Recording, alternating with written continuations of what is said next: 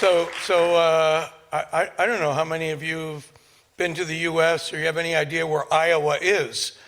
It's a small agricultural state in the middle of the U.S., just west of Chicago on the Mississippi River. It's got more hogs and chickens and eggs than people. But it's famous for having produced Norman Borlaug. You probably haven't heard of him before either. But a man who developed miracle wheat and took it to India and Pakistan, who are back in the news today, right? Shooting each other. And he went when they were shooting at each other in the 60s and convinced them to adopt his new miracle wheat and saved hundreds of millions of people from famine, starvation, and death. And he started the World Food Prize to be a way of inspiring and recognizing similar achievements. Now, I tell you all this because last year, the winners who shared our $250,000 prize were both from the UK. Dr. David Nabarro, former UN official, and Lawrence Haddad. And what they've done working together, and you should look them up, Google them or whatever you use, I don't know, use Google here, or search for their names and look them up and find out, because they work on reducing child stunting. Stunting of young children diminishes their intellectual capacity and physical capacity for all their lives. The damage can be done in the earliest years of life. And the improvements they've made have kept not only millions, but tens of millions of young children around the world from being stunted. Another place where I saw stunting was in Cambodia after the genocide. You didn't realize one of the after effects are in this period when there's starvation and hunger, what it does to young children, impedes their development. And we didn't realize it until Cambodians who lived abroad would come back to Cambodia, and you'd see them, and they were so much bigger than people who had lived through the genocide itself as young people. So I'm so glad that Sukpal Din is here today, because he is a survivor. I'll tell you about the Khmer Rouge, but he lived through it. And we were just talking before coming over here, and all the experiences that he was saying that he went through, I've heard from so many others. So I have to explain to you that in telling this story, and I know, Glenn, I've got a couple of sort of title slides here to give you the names of my presentation. We're able to, so that's the prize we give, and where I'm from, the World Food Prize. And this is what I'll talk about, and from beginning to end. So, but the next one you'll see here is, I don't know if you see any similarity to how I look today, but this is what infatuated my wife, Lei Sun, who's here. So I grew up in Iowa, this remote agricultural state, and to become an American diplomat, you have to take a test. Maybe 18,000 people take the test, maybe 1,000 pass. I got the envelope and I have my scores, I passed. So I thought, it's probably a government mistake. Somebody put in some scores for somebody who went to Princeton or Harvard and sent it to me my mistake. But then I had to go through another test, an oral test, to be interviewed for several hours, grilled back and forth. And I passed that. So I show up in Washington, D.C., August of 1967, 25 years old. I'm going to be an American diplomat. I'm going to be going to London, Paris, Vienna. I'm going to be sipping aperitifs and discussing the nuances of international affairs. And they said, well, you're still draft age, and you're not married, and you're male. And before I knew what happened, they were forcing me to study Vietnamese language, and they shipped me to Vietnam, not to the embassy in Vietnam, not to a regional capital, not to a provincial capital. There was in a small single-engine plane that landed on a gravel road in the Mekong Delta. They didn't even stop the engines. They just opened the door, get out. They threw my bag after me, and they said, we'll be back in 18 months, and if you're alive, we'll take you on to your diplomatic career. So that's why I have that look on my face there. But that's me in a place I never expected to be, never would have chosen for myself. Ended up working out in villages in Vietnam during the war.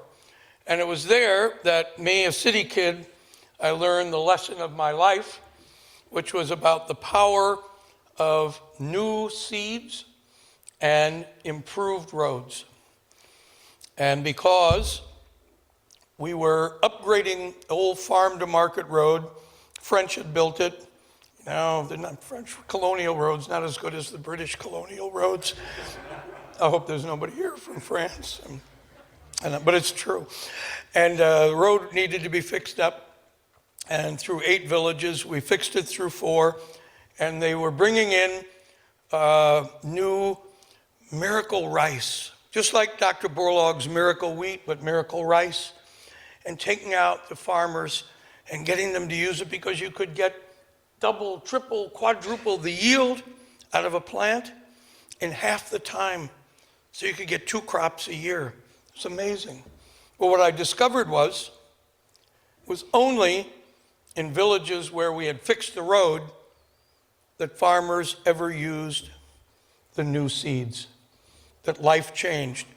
And not only did it change for better for nutrition, for child mortality being reduced, not only did it give them more disposable income, kids could stay in school longer, they could go from one hamlet to another, but it undermined the Viet Cong insurgents that we were dealing with in a way that guns and boots on the ground and bombs couldn't. And standing there 12,000 miles from home, it dawned on me that this was the lesson of what had transformed America, what transformed Iowa, where Steve Noah and I live, and Barbara Bossi, and my wife, Layson, where we live. It was building farm-to-market roads, bringing in new crops. That's what made the whole American heartland prosper. I don't know if that's the story here or not, but I can tell you everybody in America had forgotten the story. It was happening in Vietnam by sheer chance. So here I am in the middle of it, take this lesson. I end up staying in Vietnam for 6 years.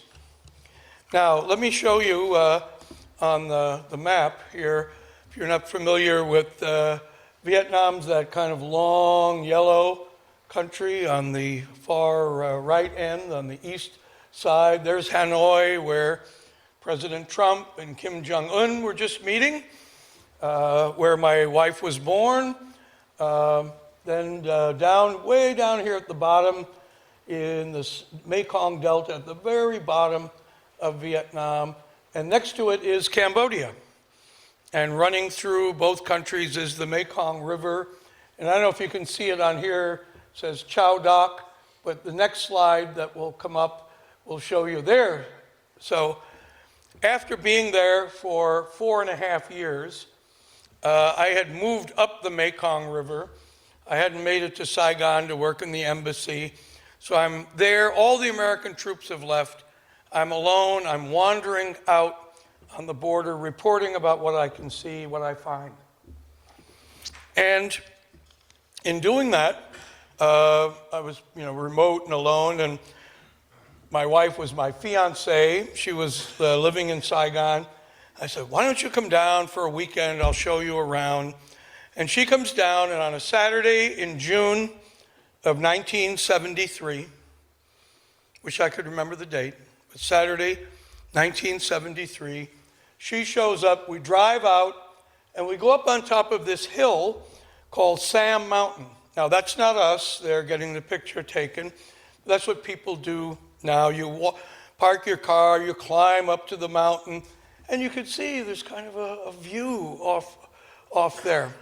Now, back then, the normal view that you would see standing on top of the mountain is in this next picture on here. So you see, this is all Cambodia. We're standing up there. This stream of water is the Vinte Canal. And as far as you can see into Cambodia, and it's just dotted with rice fields and villages. And it's kind of, wonderful, and you can see for 40, 50 miles in any direction. Except that day, what we saw was this. These columns of smoke rising up everywhere across that entire vista.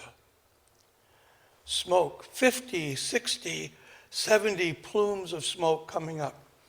Never seen anything like it before. Had no idea what it was. Thought maybe it's some agricultural practice. But then what happened after this was that refugees started coming across the border and started telling a story. And the story was that on that day, these had previously been like Boy Scout revolutionaries, very well behaved, all at once, all on the same day, at the same time, became radical terrorist revolutionaries implementing the plan of this man, Pol Pot, and this was the local commander named Ta Mok, who controlled that whole area and was directing it. And what they did was pulling out their guns. If you were, just imagine, you're all in the villagers, and you're assembled, and they said, now, stand up and walk out of the village and leave everything behind. You are going to have new lives, living in this collective existence, like labor battalions. You're going to go and build new structures to live in the jungle. And as people are walking out, they said, and just so you understand that you can never come back to this life, they set fire to every village. Houses are not built like they are here with all these incredible brick homes. They're thatch and wood. Everything burns. That's what we saw. Every village on fire, all at the same time. The entire population of southern Cambodia being marched out into this new life, this life from which there would be no return. So out there, all alone on the border, I gathered information, I pulled it together, and I wrote a report. And here is the report. You can see the dates at the bottom. February 19th, 1974. This is a State Department communication. It's been declassified. Up at the top it says unclassified. It used to say secret on there. And if you see the next, here's the title, Khmer Krahom Program to Create a Communist Society in Southern Cambodia. Khmer Krahom was the Cambodian word for red. Now we called by the name, everyone knows them as the Khmer Rouge on that. And I outlined in there all of these practices, how they used violence to suppress any type of dissent. Anyone who objected, you'd be taken off, never seen again. Children were taught to spy on their parents, turn them in on that. The beautiful Buddhist temples were emptied. monks defrocked, made into pigsties, animal shelters. And in my report, I wrote, their practices are reminiscent of those of Nazi Germany and in the Soviet Union under Stalin, totalitarian, genocidal practices. And this in my report. So the thing is that no one believed me. Some thought, oh, he must be delusional. Maybe there are some exotic leaves down there that he's smoking or whatever. Maybe it's some aberration that's just happening regionally. It's not the American embassy in Cambodia said, you're in Vietnam, stop report. We'll do the reporting on Cambodia. This is our turf there. No one believed me. Nobody did anything about that. 14 months later, all the things I wrote about came to pass as the Khmer Rouge attacked and seized the capital. And here they are riding into town, and people are out in the streets. And maybe the population wasn't so happy about who won, but at least the war was going to stop, the fighting would stop, the country would, people thought, go back and become peaceful. But just as in those villages in 1973, what happened was that the face of the Khmer Rouge was that. The face of guns and scowls and orders. And soon the entire population of Phnom Penh was being marched out of the city. So Paul described that. 17 years old, happened with his family. And you'd be marched out of the city, and the city would end up looking like this. Was just how empty it was with the streets now empty. So if you can show the next slide here. So cities became, instead of living entities, they died. I remember being near one of them that had been emptied just before that. And what's amazing is you hear no human sounds whatsoever. So eerie. I heard a tinkling of a bell in a pagoda. It's the only sound there, so empty. And as people being marched out on the roads, out the highways, and they would be taken off in groups to be sorted by these young cadre who would decide one thing, and one thing only: do you live or die? You come up, and if they thought if you have glasses, you're an intellectual, you're educated people all have to be killed, and their family, and their children, and their spouses, because the Khmer Rouge said they are the evil part of society. They will be in the way of our revolution. Have to rip them out, roots and all, so they can never grow again. People, you were in the government, you had some position, you were a business person. The noose is put around your neck, you're dragged away. So I have a friend who was the Minister of Commerce for many years. His name is Cham Prasit. And he was a young guy, probably a little bit, around your age. He was taken out, and he had glasses, and he was educated. And he described what happened to him. He gets up to the table. They say, you have glasses, you're educated. And they put the noose around his neck, and they're dragging him off. So his glasses were kind of a very thick glass because it was a heavy correction. And in those days, it took extra glass, huge amounts of glass, to make the correction in his vision. So he has this inspiration. As he's being pulled off, he said, no, I'm blind. Here, look for yourself. And he holds the glasses out. So one of these uneducated cadre takes the glasses from him and goes like this. He's right, he's blind. Let him go. So he got to go over and be among those who live and work. And that's the way he spent the next 4 years until, thank God, the North Vietnamese army stormed into Cambodia and pushed the Khmer Rouge out of the cities. But before that, he was, along with others, part of this new peasant revolution where people would be out in huge groups working the rice fields here, and like armies of farm laborers in there. And then many were taken into torture and interrogation centers. So here are just some photos from one center. All that. So young women who are here, and this, you see all the young women and women pictured here. They all have short hair.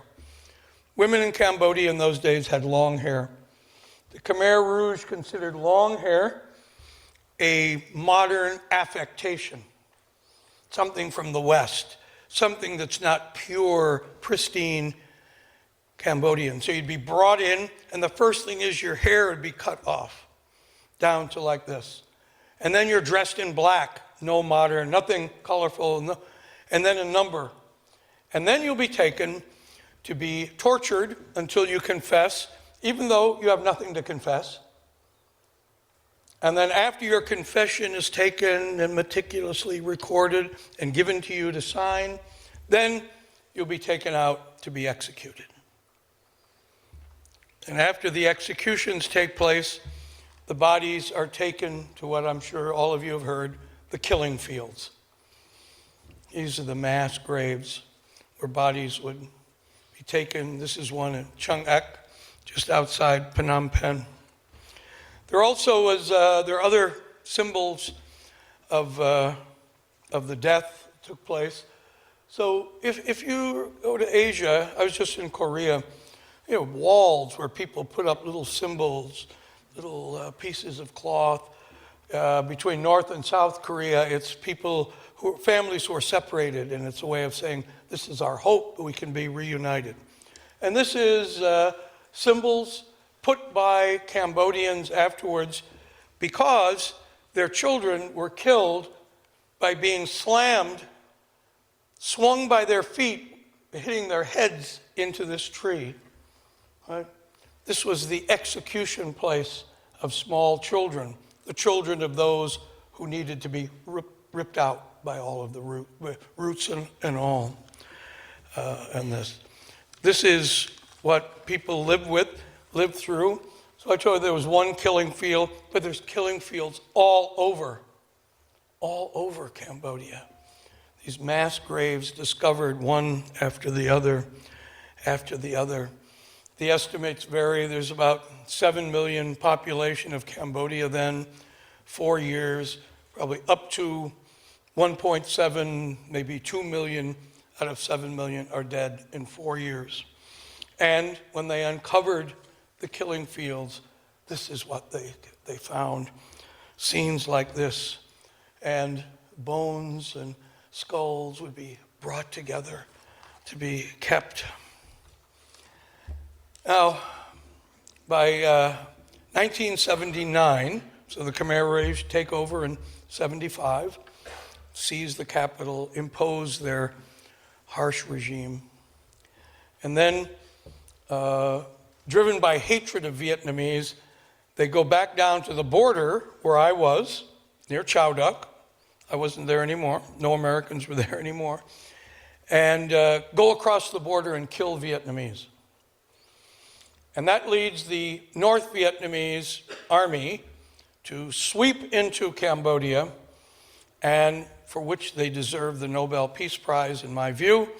They drive the Khmer Rouge from power out into the countryside, and people are suddenly freed from these camps. And in October of 1979, I happened to be in Thailand at the Thai-Cambodian border when I saw this scene. 30,000 survivors, victims of genocide, are all there. They've sort of stumbled out of Cambodia. They are unbelievably thin, emaciated. You'll see this woman just couldn't move anymore. She was coming to try to get water, and she was just exhausted. And she couldn't move again to even get water, do anything. There are very sick children, mothers trying to keep children alive. There would be orphan children laying in this makeshift hospital. Unbelievable scenes.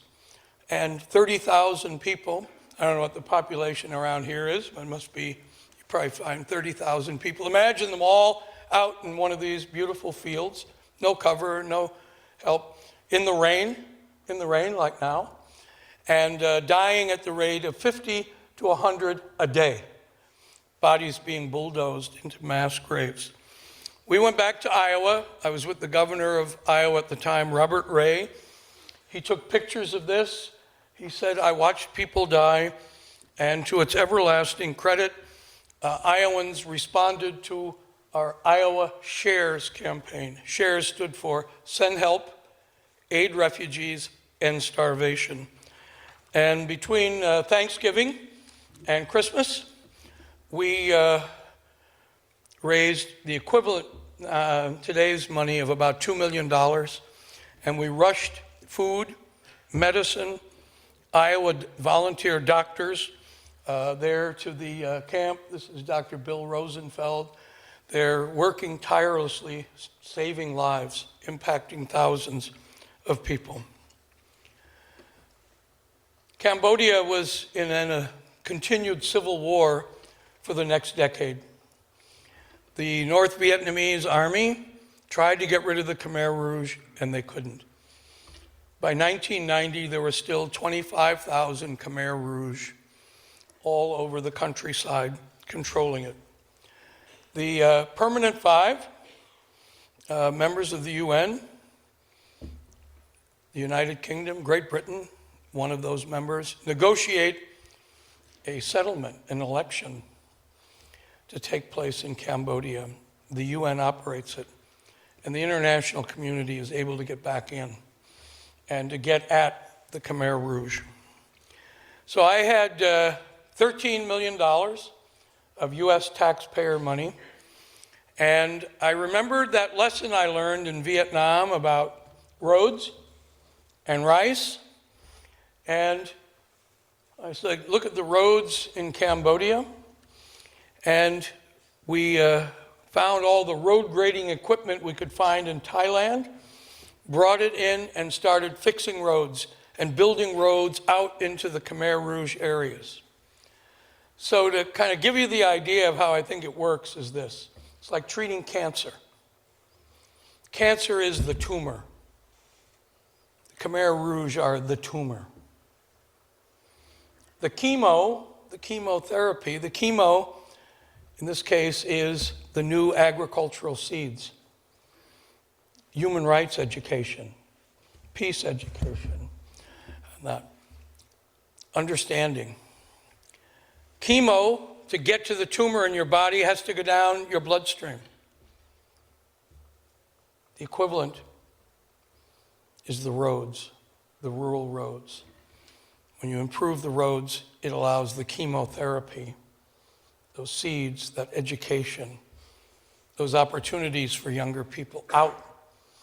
And it starts taking the Khmer Rouge apart in a way that that all those Vietnamese troops couldn't. We had to demine the roads, but the Khmer Rouge put mines everywhere. So it was a slow process. But eventually so there are just a few places left, including An Long Veng, the Khmer Rouge capital, near the Thai border. And we're chasing Pol Pot. We're prepared to put him in chains and take him out of the country. And then he either, some say, committed suicide, was murdered, he knew too much, nobody wanted him captured, he's gone. But Tha Mok was still there. Tha Mok looking different now, it's 20-some years later, there, but still elusive. He didn't look like the butcher of Cambodia that he was. Others who had been arrested and were brought before the tribunal, these senior people that you see here. And then, on March the 6th of 1999, my phone rang, and the Prime Minister said, Tamok has just come across the border and surrendered. The last Khmer Rouge had given up. We had eradicated the worst genocidal, mass murdering, terrorist organization of the second half of the 20th century using that formula of roads and rice and education. Tribunal was held. Tamok died before he'd be sentenced, but it was the end of what had begun on that day when my wife and I saw these plumes of smoke going up. I had the great opportunity to meet Tommy Krulis earlier today. He had to leave. He's flying to Israel to hear about his father, Stephen Krulis, for whom this award is named. And we were just in Rwanda, where Aegis Trust has created this incredible genocide memorial. Rwanda suffered terrible, up to 1 million people dead in 6 months to a year. You know, that people killed just because of their ethnicity, of difference, killed by people filled with hatred. So we have to find ways to identify, prevent those genocides that might take place in the future. We have to find ways to put societies back together, because for sure, everyone who lives and is a survivor carries with them the trauma of that time. So I put up a plaque when I was ambassador in 1996 in Phnom Penh. I wanted to put up a plaque in my embassy in honor of all of our embassy employees who had suffered under the Khmer Rouge. And we wanted to have some of them be there. We couldn't find any. There were none. None survived. None. But I had a whole set of new employees, maybe 130 people, not too much different in this room. So just imagine if you're all my Cambodian employees, and I said, everybody who was in a Khmer Rouge camp during the Khmer Rouge time, put up your hand. Every hand goes up. I kind of expected that. I said, everybody who lost an immediate member of your family, your mom, your dad, your spouse, your brother, your sister, your children, in that 4-year period, put up your hand. So just imagine this room if every hand went up, because that's what happened. And I can assure you, they all carry with them to this day the trauma, the impact of what they went through, of what the genocide did. So I'm there in Rwanda, talking to an audience, a lot of Rwandans, and I said, and of course, if I said that to all the Rwandans here, I imagine every hand would go up as well. That is what happens in genocide. So I'm beyond humbled and honored to be receiving the Stephen Krulis Champion of Humanity Distinguished Service Award. I have such endless admiration for Aegis Trust, James, what you, all your colleagues are doing, for what your family's done, for this amazing, amazing center here. And I am so honored and feel so privileged to be here today with all of you. So thank you.